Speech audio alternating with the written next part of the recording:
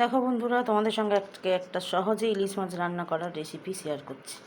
দেখো, কাঁচা ইলিশ মাছ, এর মধ্যে নুন, হলুদ, সর্ষের তেল আর একটু সর্ষে গুঁড়ো পাউডার ওটা দিয়েছি, কারণ অল্প সর্ষে লাগে। আমাদের দুজনের মতো রান্না, সর্ষে পেস্ট করতে গেলে হয় না ভালো, আর আমার শিলটা আমি করতে পারি না হাতে ব্যথার জন্যে।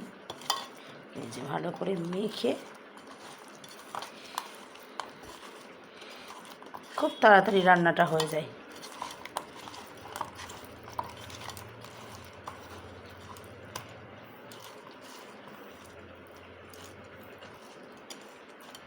ভালো করে মেখে আর 10 মিনিট রেখে দেবো একটু জল দিয়ে। জল দিয়ে দিয়েছি, এবারে শুধু কড়াইতে তেল দিয়ে আর কালো জিরের ফোড়ন দিয়ে এটা ঢেলে দিয়ে সিদ্ধ করলেই হয়ে যাবে রান্না।